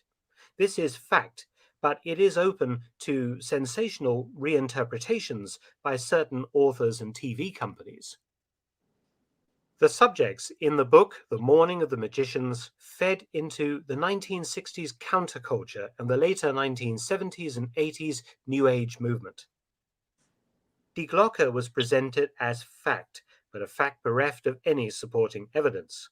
Such ideas as Die Glocke were also very popular in the pulp fiction of the 1960s and 70s, where the Nazis were portrayed as having developed some truly astounding secret technologies, including space travel and even time travel. The reason this sort of nonsense arose was precisely because the Americans were astounded by the high-tech weapons that they uncovered, the jet and rocket planes, the ballistic missiles, the secret underground bases, the flying wings, the electro U-boats, and so much more. Pause that right there. You hear what he said? They had, in 1945, the Germans had electric U-boats. Right. On the water. Right. And a U-boat, so you understand, a U-boat is really a submarine. Come on, sir. They call them U-boats, but they're just mini submarines. Well, they had electric ones that went underneath the water back in the 40s. So all of that alien technology is really their science technology. I'll give it a little more, Mashak, and then we'll go to the other film. Go ahead. And Cold War tensions, imaginations were given free rein, particularly as the UFO craze emerged into the popular consciousness in the 1950s, and Americans were being exposed to a huge amount of sci-fi movies and TV shows that often referenced evil Nazi scientists and their otherworldly inventions. Yeah, you can best believe, let me tell you something, you can best believe that they had some psychiatrists or psychologists to sit down and say, we need a cover story for all this technology we done got from these Nazis. Right. We need some kind of cover story. And they came up with the sci-fi evil Nazi stories and pushed them all out into the public. Meanwhile, them Nazis was sitting right there in their labs, giving them all of the technology that they had. It's a locket, General. They made it seem like they was time traveling and this and that and doing all these other things. All of it's a damn lie. Go ahead. Right. Because, so I just want to say, what you're saying is so heavy because, as we read earlier, it was the Army Counterintelligence Corps who brought the Nazis over. And so just anybody that may not know, that's the counterintelligence job, is to spew out intelligence that counters information. So it's like they specialize in misinformation and disinformation. So what you're saying, sir, is so heavy. You're bringing all the pieces together. Like that's exactly it. Like that's how you fool the whole nation. Right. And it worked so damn well that everybody running around believing that there's reptilians and green aliens and all of this type of stuff. They even made movies with showing them these little grainy movies with aliens and alien autopsies and all kinds of stuff. And listen, and they fooled straight up people too. They knew how to run a real propaganda operation. You just didn't think they was that diabolical. Right. They'd take a body, man, and filled it with some kind of chemical to make it smell horrible. Change some things around, sew the damn thing back up, and crash the thing in a damn flying saucer. You pull it out, go in and do an autopsy and think you autopsying a damn alien. You understand? This is a human being. They were terrorizing people even way back in the 20s. Betty and Barney Hill. A black now think about this for a minute. The only story of abduction of aliens in the 1920s just happened to be the only interracial, happened to be an interracial couple in 1929. Right. Okay. The 1920s, they was in an interracial relationship. And all of a sudden, they happen to be the ones to be captured by aliens. Right. I don't buy it for a minute. Right. They grabbed that brother and his white wife in the 20s and did a whole thing on them and bugged them the hell out. Almost gave him a heart attack and killed him, and then turned them loose in the world to go tell everybody this amazing story about aliens. There they go. And brother, they terrorized them. When you go back and if you decide to go back and hear the story of what they did to this brother and this Edomite, you hear that they got audio of him. I don't want to hear it because the audio of him was so horrific. You understand? Was so horrific on how they tortured this brother and terrorized him you understand, when they abducted them, that they came back afterwards and said, yeah, we was abducted by aliens, and this is what it looked like, and this is what they did, and blah, blah, blah, blah, blah, blah, blah, blah, blah, and put the story out there. Meanwhile, some lunatic just decided that they was going to target them because they was angry at a time when they was super racist, angry that this black man and this white woman came together and they were kind of affluent. You see, wearing a suit, she had her hair done, like they had a few dollars, but was living interracially in the 20s. So of course they happened to be the one to get, you know, abducted. And anybody that heard the video, that's right, Oswald, you heard the video. The video is, I mean, they tortured this brother something horrible and made you think the aliens that did this to him. It was a mess. Okay, go ahead.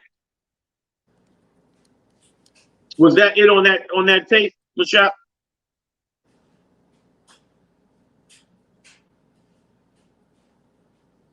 Evil Nazi scientists and their otherworldly inventions. Die Glocke was supposed to be an anti-gravity machine. So did the Germans experiment with anti-gravity, as they seem to have experimented with everything else, from jets, rockets, to the occult. Perhaps is the answer, but again, not much evidence exists. However, according to some periodicals, NASA has been experimenting with anti-gravity, or should I say the manipulation of gravity, since the early 1990s. The Russians have likewise been doing the same, and even published a scientific paper that described an anti-gravity device they built in 1992. For all pause that for a second. Well, wait, let me let him get to the last line of what he was going to say, because he said something that's important. Scientific paper that described an anti-gravity device they built in 1992. For all NASA's exceptionally deep pockets and modern computing power, it has struggled to design and build an anti-gravity device of any sort. Private companies like Boeing and BAE Systems have also dabbled in anti-gravity research. It appears that when America was gathering up hundreds of Nazi scientists in 1945 to 46 under Operation Paperclip, they managed to capture the rocket scientists and the chemical and bioweapons boffins and the aeronautical engineers, but not the anti-gravity experts. To this day, we don't know their names, where they worked, or have ever recorded even one credible document that show what they were up to under Kammler's urging. We have to pose one. Go ahead. This point. If Die Glocke was built and perhaps flown in 1945, and the men who built it were captured by the US or the Soviet Union, why were the Russians and Americans trying to build an anti-gravity device from scratch in the 1990s and 2000s? Surely the Nazi research would have already shown them how to do so decades before. Pause that. Because that's another big misconception about how they run this country and how the Russians run the country. And by the way, the Russians got to the anti-gravity stuff before the Americans. He hinted on it right there. Right. So they were faster with the anti-gravity than they were on the U.S. side. But the U.S. got it as well, and they worked on it. And now they're saying they have already tested it. Here's what they do: they use NASA and groups like that to allow unknown and unsuspecting Americans to gravitate to higher technology. In other words, they let NASA do their own experiments. They didn't give NASA the information because they knew it was going to take NASA 50, 60 years to figure out how to do it. And they knew by then they would be long advanced from NASA. I don't know if you can understand what I'm saying. So what they do is they hold the technology themselves and they let their local scientists just work on it for 50 years. Just because NASA don't have the technology doesn't mean America doesn't have the technology. It means they just didn't give it to NASA. Right. And certainly they wasn't going to give that technology to a public agency like NASA. That technology is sitting in a private agency, in a secret agency, in a black operation agency. They're not going to give that to NASA for NASA to put it out there. Right. Every Edomite will have an anti-gravity ship in his backyard trying to take over America. They know that. So that's why they didn't bring it out.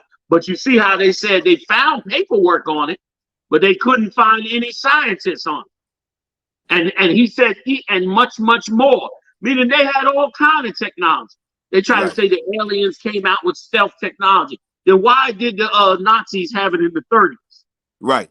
They said the aliens came out with night vision. That's another lie. They experimented with it as well. And here's another thing they don't bring out.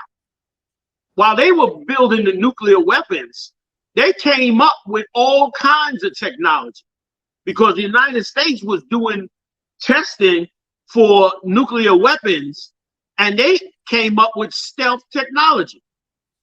A lot of you heard about, they made it like a whole big conspiracy thing where that ship disappeared, and supposedly the men came back inside the metal of the ship. I think it was the USS Eldridge. I think it is.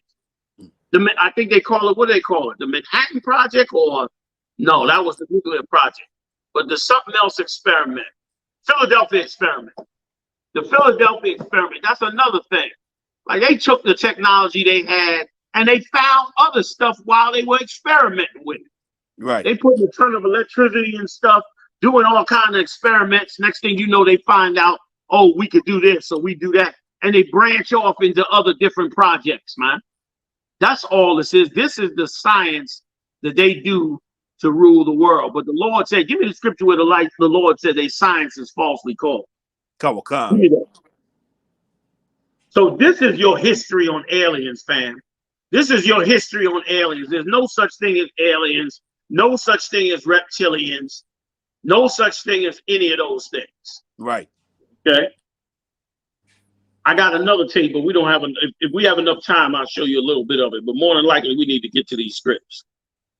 Come on, sir. If we could. Come on, sir. 1 Timothy chapter 6, verse 20. Chapter 6, verse 20. O Timothy, keep that which is committed to thy trust, avoiding profane and vain babblings and oppositions of science, falsely so called. Right. And oppositions of science, falsely so called. Meaning,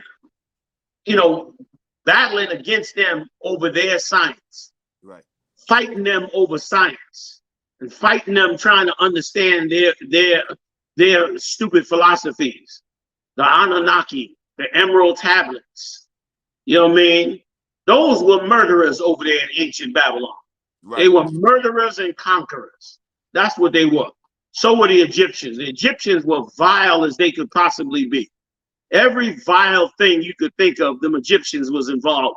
But they changed the history on these nations because they want them to look, wonderful. Same like this country right here in America. Let me tell you something. I just found out. When you get a chance, they just came out with this tape. I was shocked. There's a tape called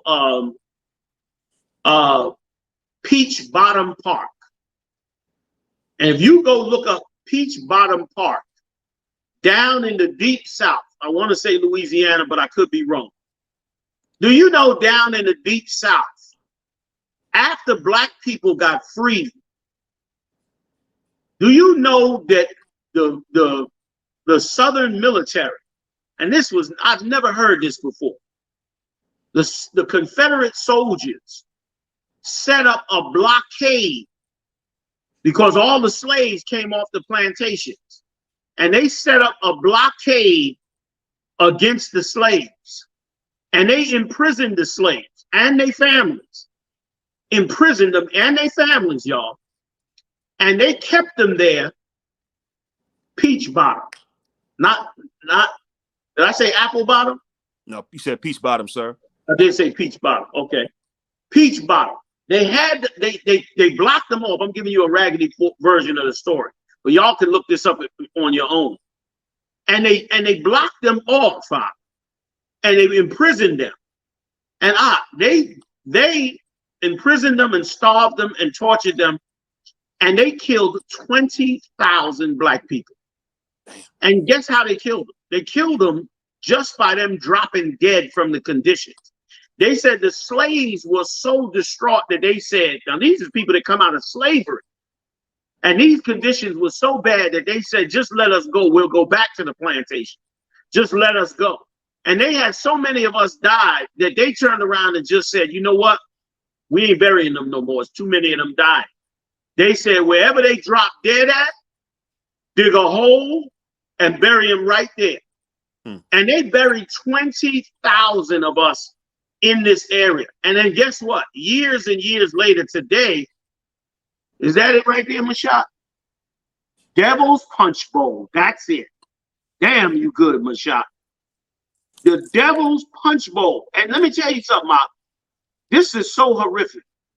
The Devil's Punch Bowl, peaches started growing up, peach trees, all started growing up in the Devil's Punch Bowl.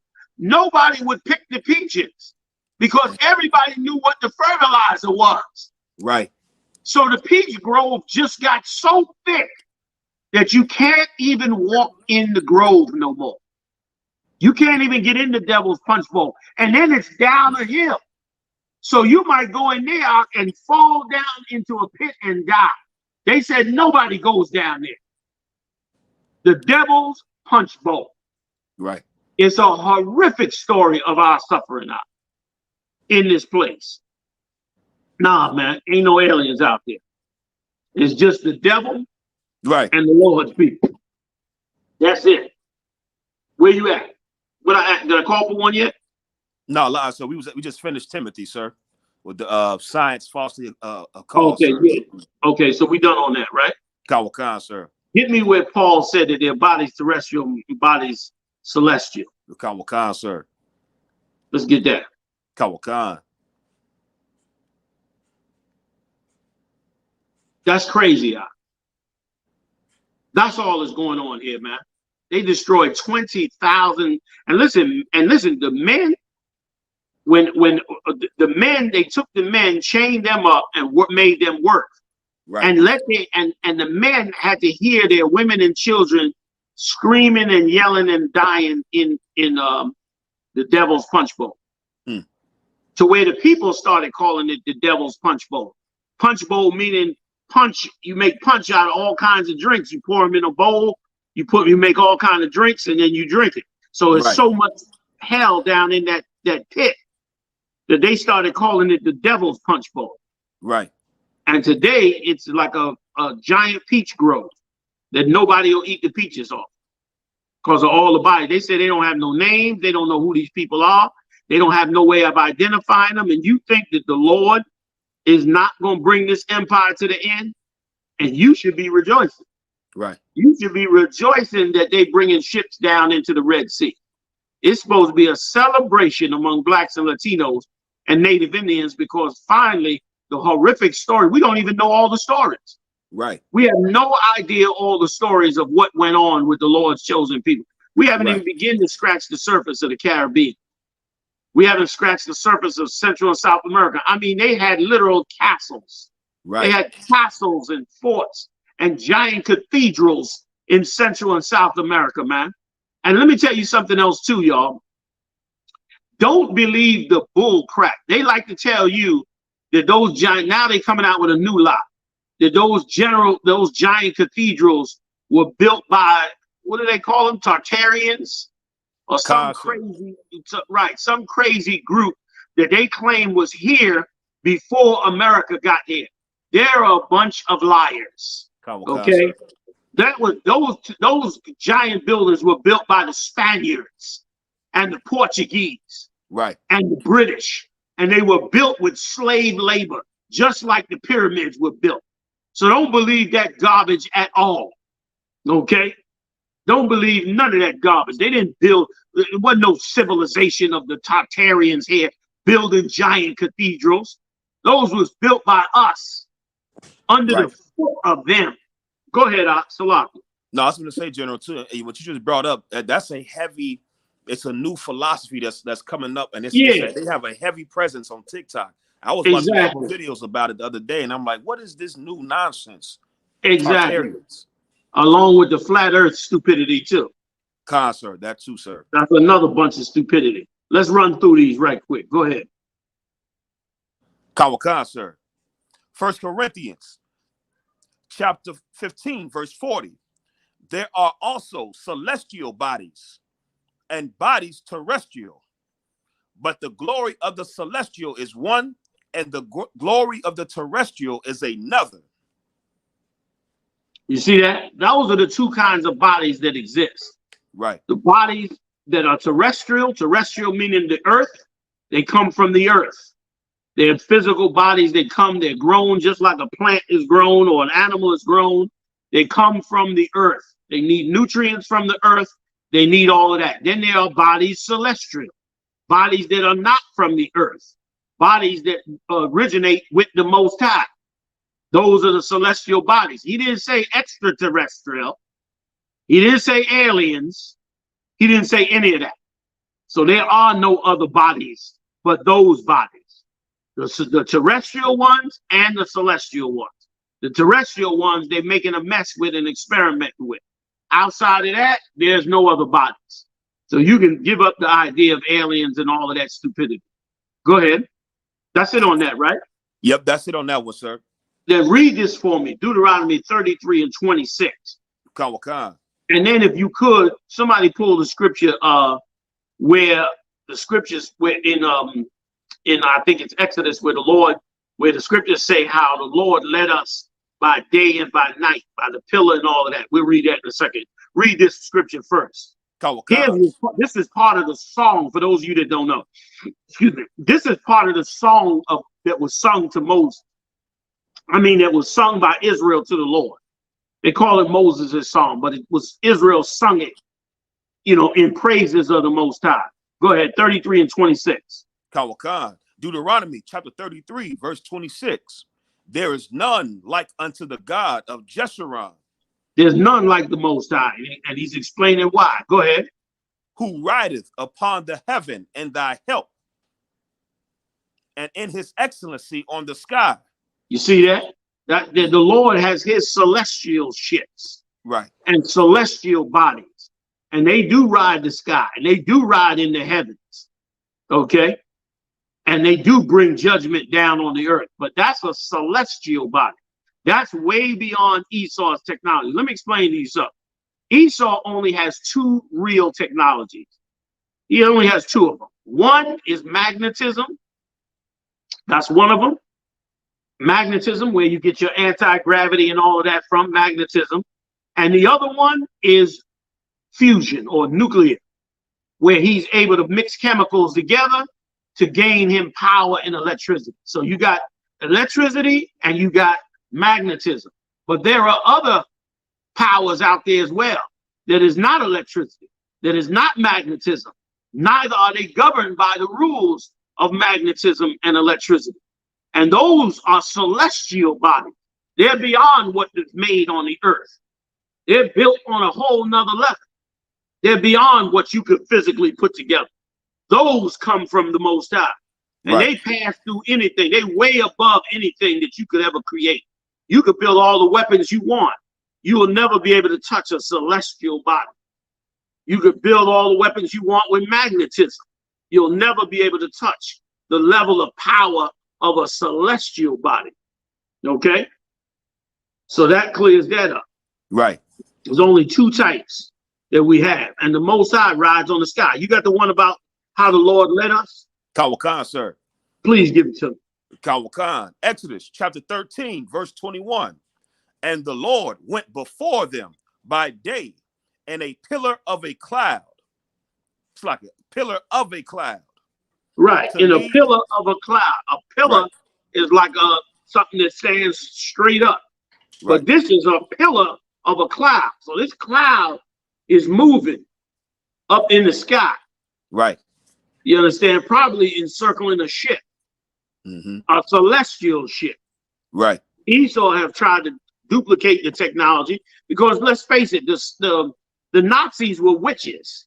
They was heavy into witchcraft. The Nazi symbol, that double helix symbol, comes from East Indian witchcraft, East Indian philosophy. So they searched high and low for all the historical religions and went and brought all of what they could figure out from Satan into their technology.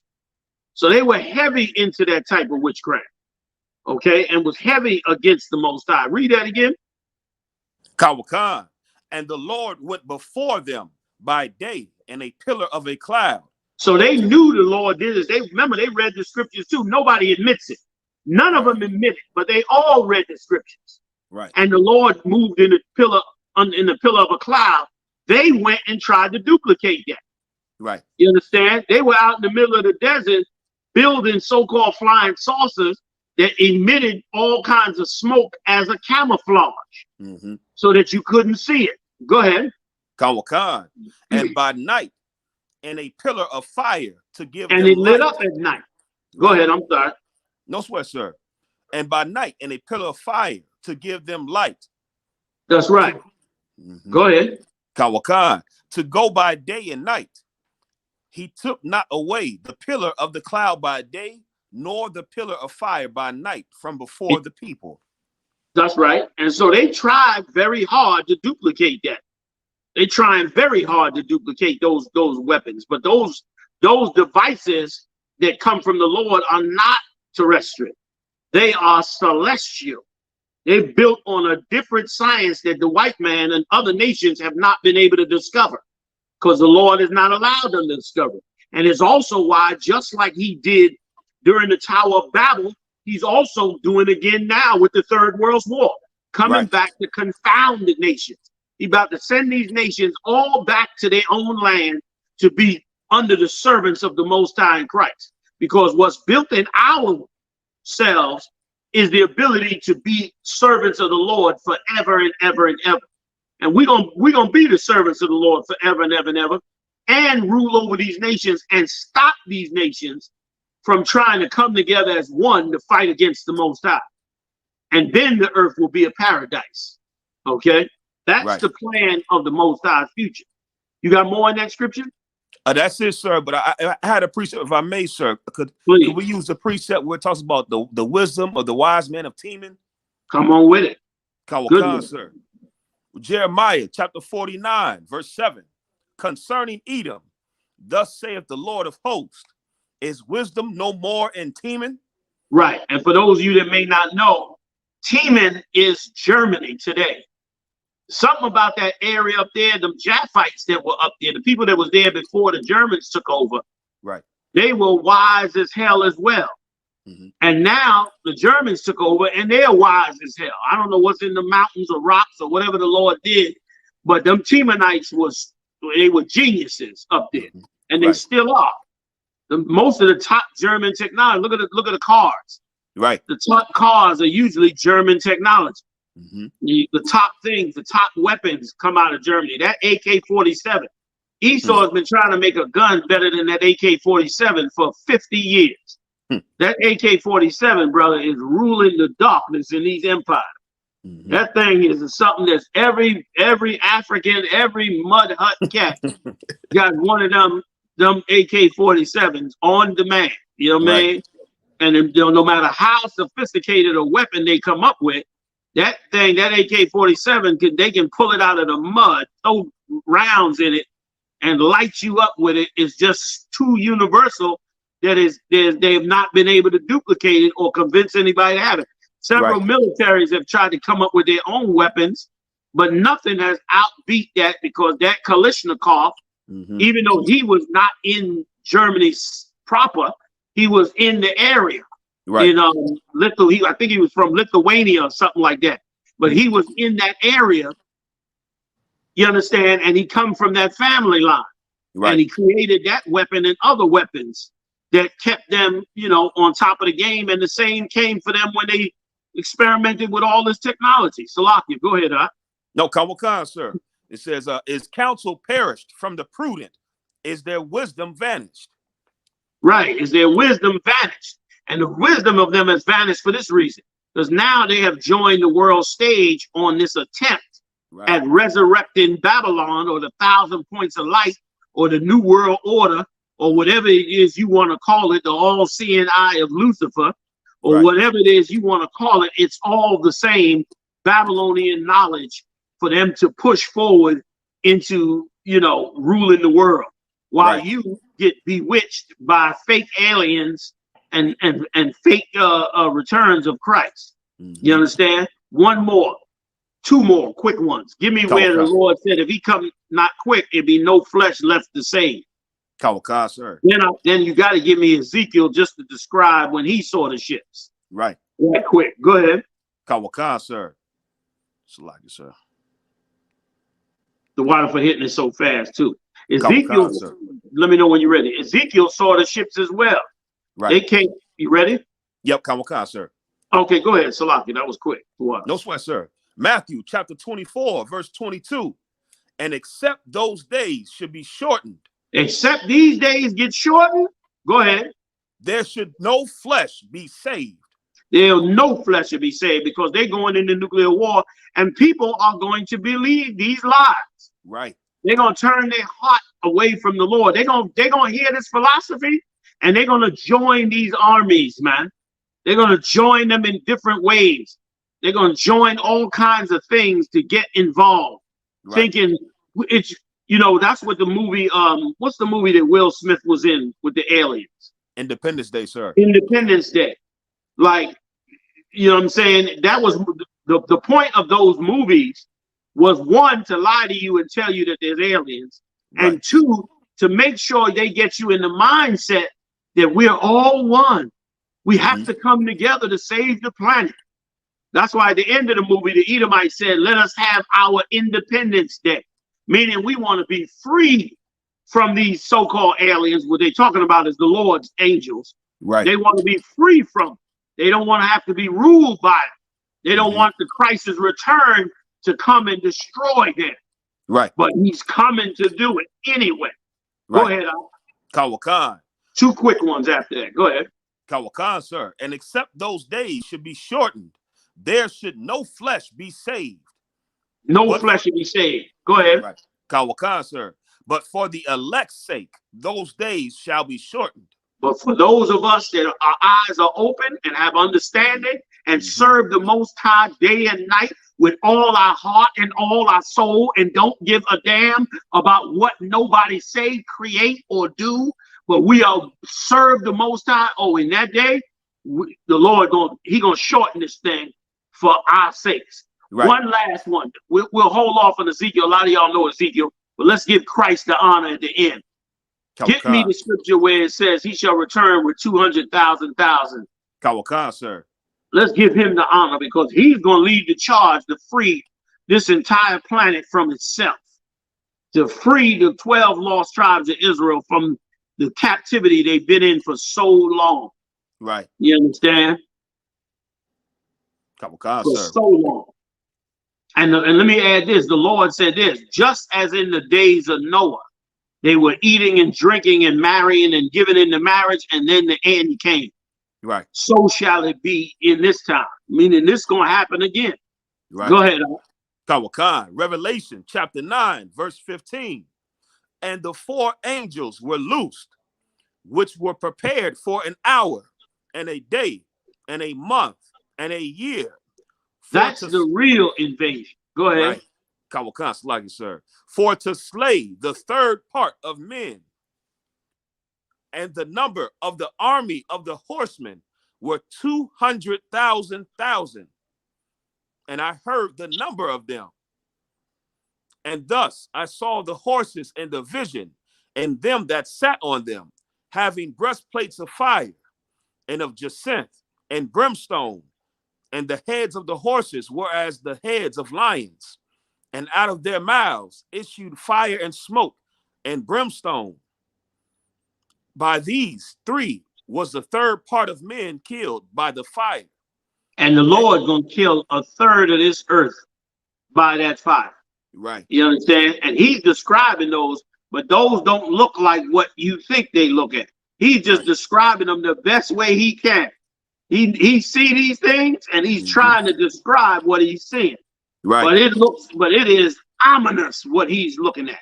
Right. And that's Christ's return with those angels to take over this empire, man, and set up the kingdom of heaven on this earth for our people, man. Hey, the water for joining us, man. We do it every Monday, Wednesday, and Saturday, 9 p.m. to 11. You understand? Pay your tithes, support us, isupk.com. Pay your Passover, y'all. Come join us in April in North Carolina, Durham, North Carolina, for the Passover. Check it out on the website, man. I want to thank Captain Mashak Mayan. I want to thank Kazak Imam for joining us, man. I had a good time. I hope you did too, man. Y'all take care. See y'all next time live on the UBK, y'all. Shalom. Yeah, right. Shalom.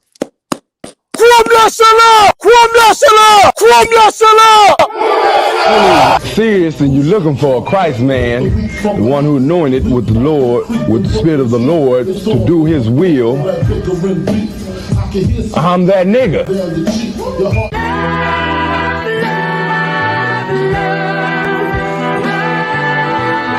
One West, 125th Street. Look, y'all put your faith in presidents like they gon' change this country. Run the league and let y'all play cause y'all gon' make a money. Fuck Obama, he ain't come here on Congo. American honor don't lack no soldiers. Through the spirit of the Lord, we don't lack no soldiers. You understand me? Like a saint, black, Hispanic, native, they hate your ass the same. Hate Christ and they image, paint you as a slave. God ain't all love, scriptures say he hate African soft niggas, they know we not the same. School to prison pipeline to get you off the streets. Put you in the cell, toilet connected to the sink. Molested as a kid, she prostituted as a teen. The byproduct of Martin Luther King dream. They just took the yoke off, my nigga, we ain't free. We living bleak in these wastelands of poverty. If you don't know the truth, then the lie sound promising. Prophecy, gift and the curse. Dylan started killing, they was sitting in church. Black folk forgave him, man, this shit is absurd. You should never love your enemy, that shit ain't gon' work. Yeah, fuck dying on your knees, you better die in glory. Man, I joined the UVK, taught me the art of warring. I took a nigga life like mine to be recognized. I feel that pain every day, it can't be reconciled. Pops banging, my sister a prostitute. My brother got life, and somehow I still found the truth. War ready, no cowards, no excuse. Fuck reparations, you can't bandage no open wounds. Blood on the leaves, body swing hung from a noose. I was on a run in Nashville and I found the truth. I called the school, classes being held by the shock on my life. I want to be a gangster like a cop. Do this for my brothers, real brotherhood. Everything we do, we got it out this book. My nigga, I can never be no African. UBK the only authorized acronym. I'm passionate about my brothers and sisters. We in hell, I ain't got nothing against them. That's another religion. If it ain't under your honor, ain't me murdered by them and got a hug from your honor. That's the way out for a coward in my observation. They don't fear the Lord, they indoctrinated. Wolves in sheep clothing, Joe Osteen. Real priests bringing back black royalty. One West on my headpiece, ranking order. Can't let them trick me off the streets, I gotta raise my daughter. I got brothers at the border ducking ice agents. I got the name change, it was life changing. My family thought it was a game, put on all black, they said I was going through a phase. It's more of us in jail than it was slaves. Aquí somos la Escuela Israelita del Conocimiento Práctico Universal. Hoy estamos aquí. Lord Commander General Yohanan ESUPK.